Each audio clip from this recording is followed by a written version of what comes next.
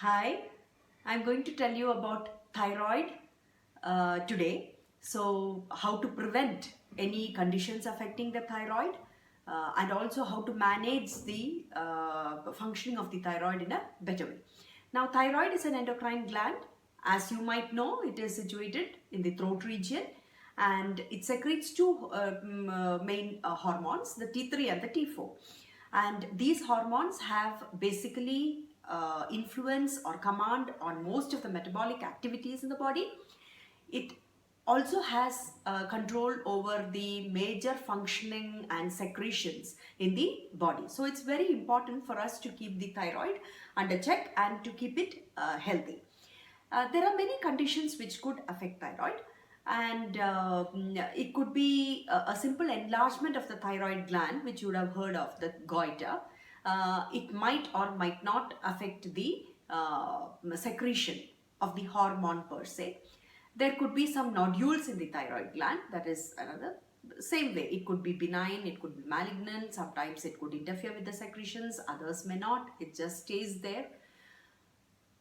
Also, there can be some autoimmune conditions affecting the thyroid or involving the thyroid, like the Graves' disease or Hashimoto's thyroiditis. But the most commonly heard of condition affecting the thyroid secretion these days is hypothyroidism. Now, the other part of it is the hyperthyroidism. It is basically the underactive thyroid and overactive thyroid. So, generally for these conditions, like especially the hypothyroidism, when we speak of, medicines are given, that is as supplements, synthetic supplements, hormone supplements are given.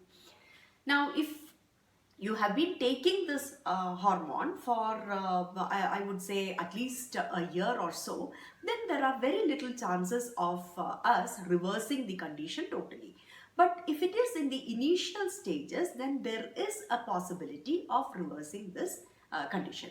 But however, the practices or the techniques that I am going to tell you today will help you to keep the thyroid under check. Like there could be a lot of fluctuation in the secretion of the thyroid hormones, which will in turn affect the dosage of the synthetic supplementation that you're taking.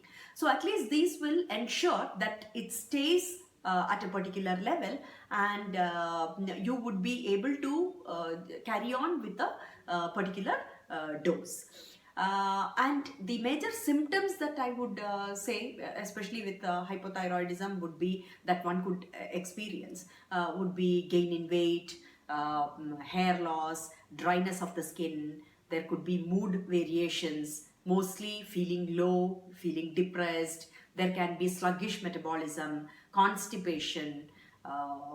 These are some of the conditions, and in ladies particularly, irregularity in the periods, menstruation is also seen with the hypothyroidism. Now, I'm not going to tell you that these techniques that I'm going to speak today are particularly for hypothyroidism or hyperthyroidism or any of these things, but basically to keep the thyroid healthy and help it function, keep functioning in a good way. That's what I intend to do here. Now, the naturopathic perspective, naturopathic treatment, when I say, I can tell you about a simple throat pack that could be done at home. So what you do is take some mustard oil and just warm it a bit and apply it in the throat region. So just apply it, no massage, just simply apply, and then take a cotton cloth which should go around your neck twice. So the length should be managed accordingly. So this length of cotton cloth can be dipped in tap water.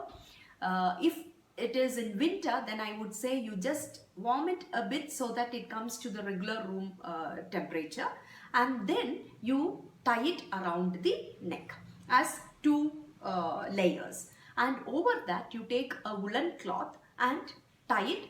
That can be either one, minimum should be one round. Even if it goes around twice, it's okay.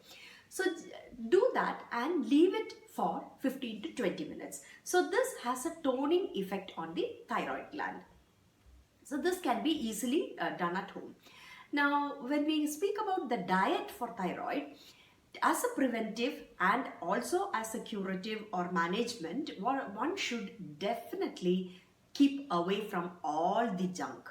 So when I speak of junk, you know what I mean. It's all the refined flour, it is the food additives, the flavoring agents, then too much of meat products. All these should be avoided in the diet, and one should take as much as possible the raw vegetables and fruits and nuts in the diet, and whole grains. So this is basically wholesome, healthy food that you should take.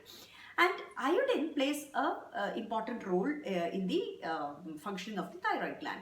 So from the government there has been an initiative to iodize the salt, and it is supplied so that the goiter and other things can be controlled. Apart from that, iodine is available in milk and milk products and seaweed, and some of the seafood also has iodine. This can be taken.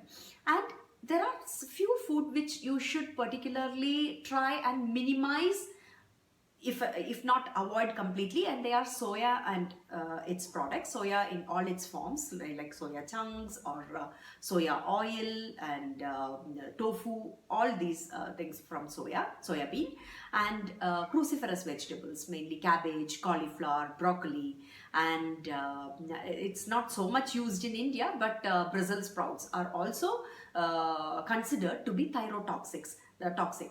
So it is better to avoid it or minimize the usage of these vegetables and food in the diet. So these are the things about the thyroid gland, and its management. And now I will take you to the yogic techniques which would help to keep the thyroid under check and to keep it functioning in a good way. Is basically a pranayama and a bandha that I am going to show you today for the thyroid conditions. I am avoiding the yoga asanas since the specific ones that I want to teach you for thyroid, like the Sarvangasana, Matsyasana, Chakrasana, Ushtrasana, are all advanced postures, and these should be attempted only in the physical presence and under the guidance of a yoga therapist or a doctor. So I wouldn't recommend that you practice these by watching just a video. So the first technique that I am going to show you is a bandha. It is called Jalandhara bandha. So a bandha is basically a lock, and this lock is created in the body, physically created in the body, so as to intensify or strengthen the Udana Prana. Now Udana Prana is a prana supplying the head and neck region, and hence it would strengthen the thyroid gland.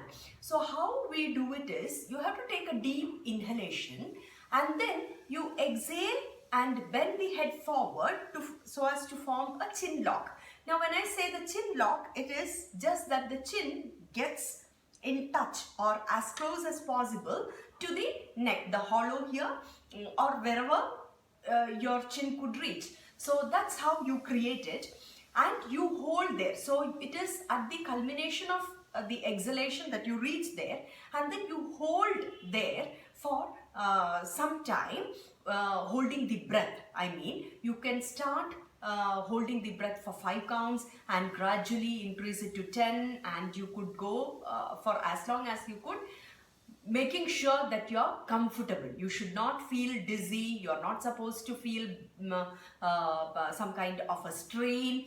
None of these things. If you're comfortable and if you can go ahead with that, just do it for as long as you could. This will help with the Udana Prana and thereby the thyroid gland. So I'll just demonstrate it. So inhale and then exhale, tilt.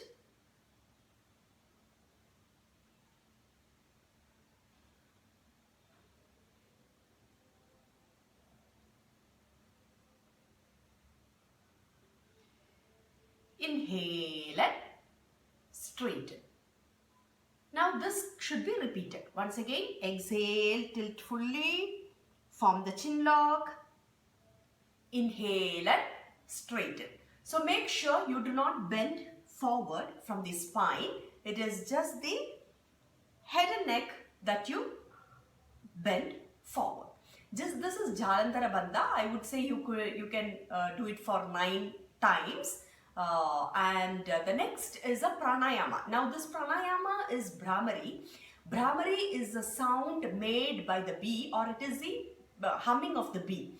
And in this pranayama, we try and imitate this sound while we practice this. It's a combination of the bandha that I just mentioned to you with the sound vibrations being produced. And this again is the same thing. It has a stimulating effect on the thyroid gland. Now how we do it is the same as I mentioned to you, but while inhaling, you take a deep inhalation, that is with the head and neck straight, and while exhaling, you plug the ears with the fingers. And then simultaneously, as you're bending the head to form the chin lock, you also produce the sound vibrations of the bee. So it goes simultaneously. The exhalation as well as the sound vibrations go together, and then you reach that stage where we form the bandha or the lock, where you retain your breath, and then as you inhale, you straighten, releasing the fingers, not blocking the ears, and then continue the same thing. So with you inhale, plug the ears, exhale, bend, producing the sound, form a chin lock, hold for comfortable duration, release the fingers, inhale, straighten, and then continue. So this would go on for 9 rounds. Minimum is 9 rounds. Even if you can do it for longer, it will only help you. Apart from the thyroid, this pranayama is also good to give you good quality of sleep. It has a stimulating effect on the brain cells. Even if you do not, as a preventive too, it is a very good pranayama. So I'll just demonstrate it.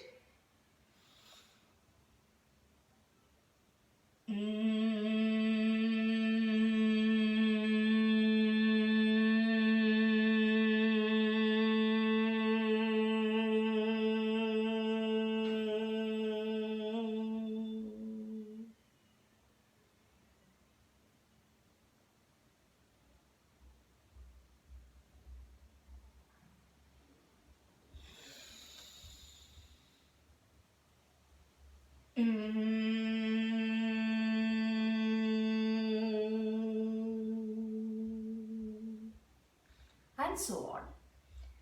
I hope this could be practiced by you regularly, and it would certainly help you with the general well-being and definitely with the thyroid as well. So until I see you next,